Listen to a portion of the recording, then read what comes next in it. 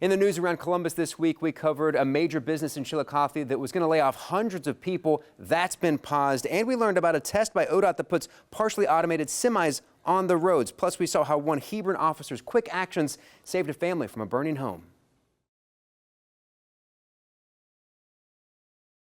There's never been a time where any of these trucks have hit the road without somebody controlling every input on the road. But 2 trucks left Columbus today on I-70 that could change that. We're just trying to see how the technology performs. They look like every other truck on the road, but these 2 trucks have some special tech. The front truck is just like any other, a driver in full control. But the second truck, a computer is doing most of the work. First one brakes, the second one brakes before even the human mind can perceive it slowing down. The tech has already done the job. But don't worry, there's still a driver ready to take control in that second truck at any time. Trucks and I-70 go hand in hand. It's an important freight route, and that's why ODOT and its Indiana counterpart teamed up to test it out. How long you been driving? About 3 years. I checked in with a few of the men and women who sit behind the wheel for a living. Their reactions, lukewarm at best.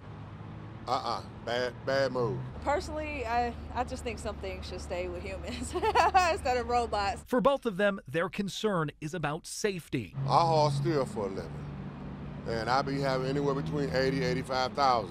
So do you really want a self-driving truck with 85,000 pounds of steel on the back of it with no one controlling it? But there is someone ready to take control, and it's already being tested in warmer states. ODOT says this tech won't replace truck drivers. Instead, it will be a helpful tool in making roads safer for everyone. In addition to kind of improving safety by reducing human error, it also takes the stress away from drivers. Now, this isn't a one-time trip. These 2 trucks will be making that trip between Columbus and Indianapolis daily just to give ODOT a feel of how they work and deal with those Midwestern climates.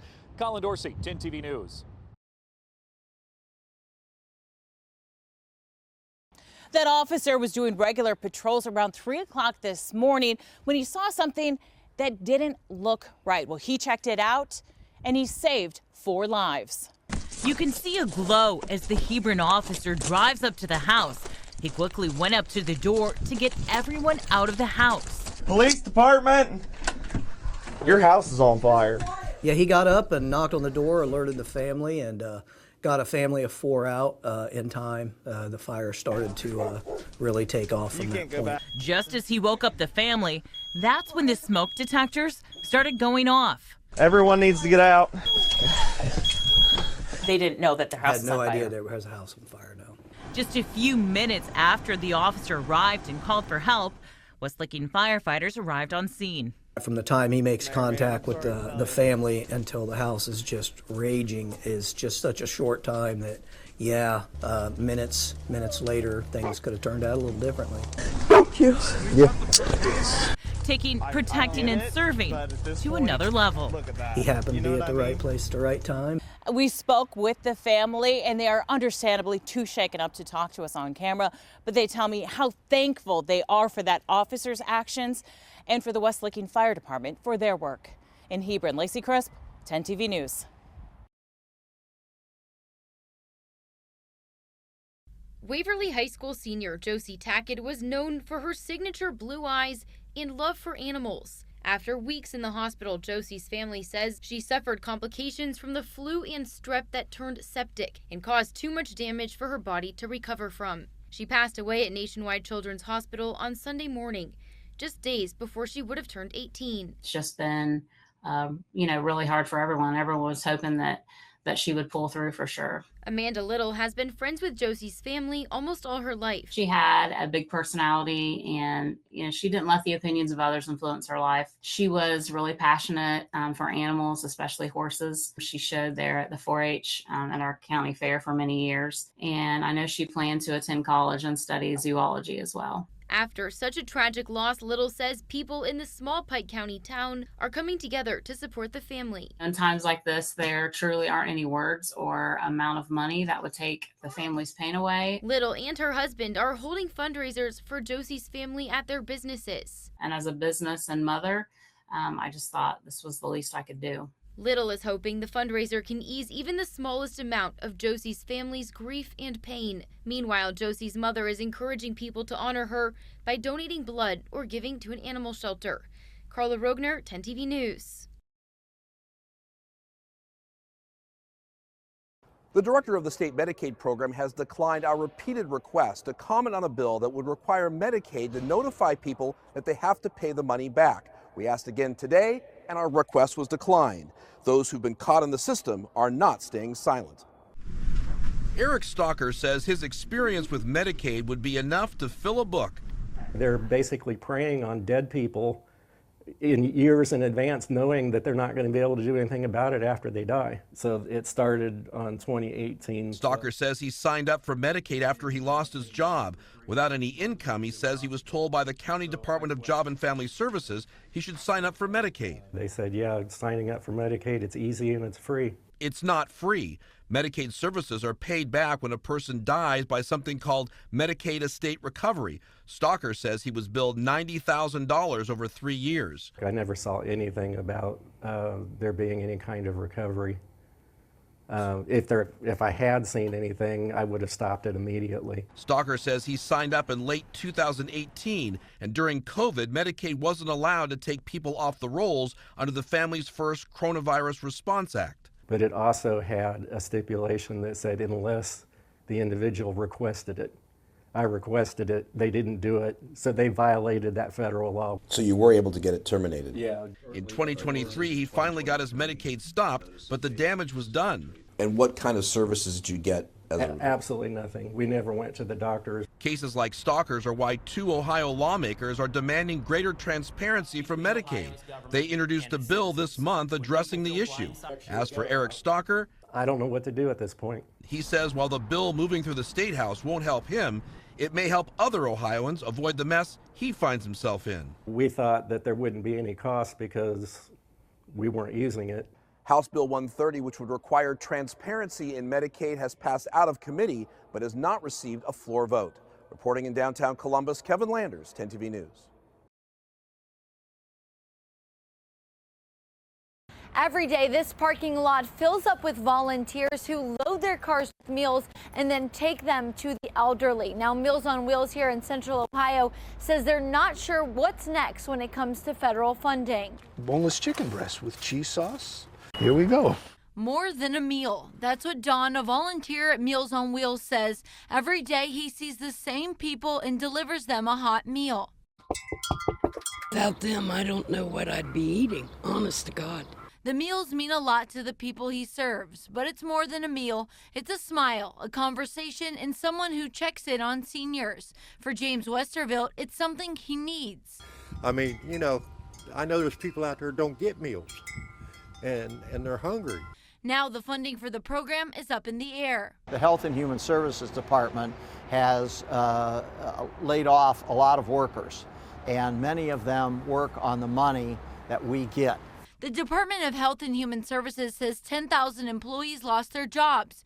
HHS says it will save taxpayers $1.8 billion. And HHS Secretary Robert F. Kennedy Jr. says, quote, "This overhaul will be a win-win for taxpayers and those that HHS serves. That's the entire American public because our goal is to make America healthy again," end quote. We are their lifeline for food. If they don't get to us, if we can't get to them or we have to drop them as clients, because of lack of funding or whatever, they're in deep trouble. Yul Brewer, who has been receiving meals for years, says he can't imagine life without the program. He can't cook, and he relies on the meals and his friendship with Don. The government, they spend all kinds of money on everything else. Well, you know, I mean, I'm not criticizing the government, but there's certain things that people need. And Life Care Alliance says they are in desperate need of volunteers for Meals on Wheels. We'll have a link on how you can volunteer on our website, 10tv.com. Reporting in Columbus, Tara Jabor, 10 TV News. Hands! Come out! No, we walk out! This is the moment when Columbus police officers took Dwayne Pittman into custody. Whitehall police dispatchers got a flock hit that the potential suspect vehicle had entered the city. Using their Fusus system, dispatchers found an address where they had contact with that vehicle before And when officers arrived, they found the truck in the driveway. It's a force multiplier for our officers on the street. We have, only a limited number of personnel. Having the FUSIS system really allows our dispatchers and our crime analysts to see what's happening when our officers are responding. The FUSIS system is a real-time crime center where dispatchers can see street cameras at intersections, flock license plate reading cameras, see locations of 911 calls, and officer locations. That helps speed decision-making and information transfer. All of this information prior to FUSIS was siloed off into separate systems, and it made it hard to access that information in one unique place. Businesses can register its cameras so Whitehall police can have live views or look back to see crime happening in real time or backtrack to find a suspect or a vehicle. I think the coolest thing is that the relationships that we're able to build with communities. And it really brings the communities and law enforcement together because it allows the communities to really help in their own public safety. Dispatcher Michelle McCoy says it's an amazing feeling to know she helped make an arrest when she sees crime happening and directs officers to make that quick arrest. Of course, it gives you a little bit of a high when you're able to give the information to the officers, sometimes before they're even leaving the scene. To let them know, hey, this is your suspect's vehicle, this is probably your suspect. Whitehall police say it's using technology to be eyes where officers can't be to keep you and your family safe. If you commit a crime in Whitehall, if we're not already on our way to pick you up, we're going to figure out who you are and we're going to come track you down. That's my baby. Inside her East Columbus home hangs a photo of a smile forever etched in Tanya's memories. So happy. Such a ball of joy. And captures the innocence of a boy just 4 years old. He thought he was Spider-Man. You couldn't tell him he wasn't Spider-Man. Jakai Smith died a week ago, and those who loved him are still trying to make sense of what happened. The past week, all we could do was cry.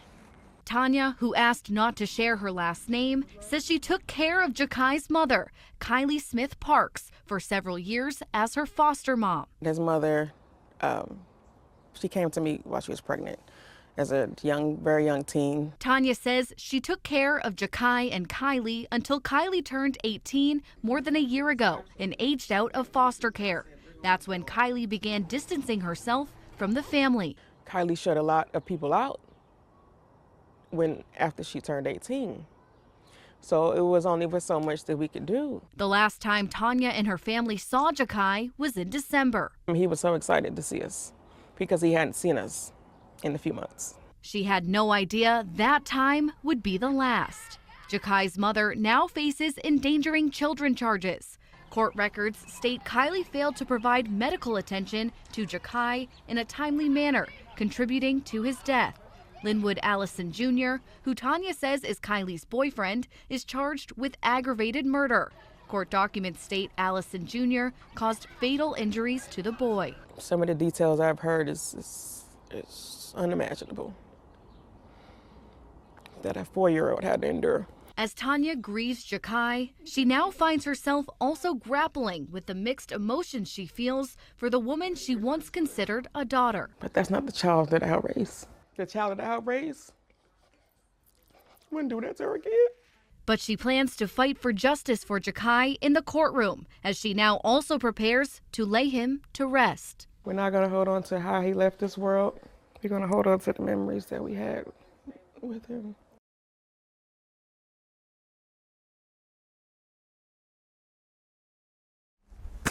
Jerry Atchison wishes he was digging for gold in his front yard. Instead, he's digging for shards of unglazed pottery. So what have you been able to learn about the soil where your house sits? That it's got real high levels of lead in it. Some of the pottery, the U.S. EPA has concluded, has elevated levels of lead that's contaminated his yard. Lead left behind by former pottery operations in the area that date back to the 1800s and before laws regulated this waste. The state says Ohio EPA has not found a correlation between the presence of pottery shards and elevated lead levels in the soil. We know that pottery chuck was given away as fill material. This pottery chuck is at various stages of decomposition in the area. The only way to know if elevated lead levels are present in a yard is by sampling. Atchison had his soil tested, and the Ohio EPA confirmed high levels of lead. 3 out of 9 readings show lead levels as high as 280 parts per million. The U.S. EPA recommends levels not to exceed 200 parts per million. You know, if I'd known that, I wouldn't have bought the property. To keep families safe, the EPA is offering homeowners HEPA vacuums at no cost. It says the vacuums capture at least 99.97% of dust particles. It's also telling homeowners to wash their hands with soap and water, remove outerwear like shoes, gloves, and jackets outside your home and bag them up to keep them from tracking soil inside, and regularly clean your home of dust and soil that is tracked inside. Have you had any health issues? Not that I know of. Must have been a landfill or something. Down the road at his father's house, And you can see it in some of it sticking out of the dirt here. more pottery shards. His father says he bought the home without an inspection. So this was a shock to you? Yeah. While cleaning out a storage area, he discovered piles of pottery shards buried beneath his home's foundation. What's the concern? Lead. I don't know how much lead this property has on it. He's waiting on soil test results on his land. While the pottery operations that call this area home are long gone, their toxic legacy remains. For the Atchisons, they want one thing. Just get my dirt clean so it's not contaminated. Kevin Landers, 10 TV News. Hundreds of paper mill workers and lawmakers came together today to talk about what's next for the mill. Nothing happened. Senator Bernie Moreno says he spoke to the company who owns the paper mill this morning, and that conversation led to the mill staying open for longer. That news gave hope back to the 800-plus workers at the mill. Senator John Husted, Governor Mike DeWine, and Attorney General Dave Yost all spoke today expressing their support in keeping the mill open. The governor says he is already working with Jobs Ohio to try and find a new company that may want to come in and take over the mill. We're going to do everything that we can between now and the end of the year. We hope to get something resolved sooner to find a company to come in. I am confident that this mill will not only survive next year, but for the next 200 years in this community. Thanks for joining us for Around Columbus, where we share impactful stories to keep you safe and informed with stories all around Central Ohio. For more, head to 10tv.com and, of course, download that 10TV Plus app.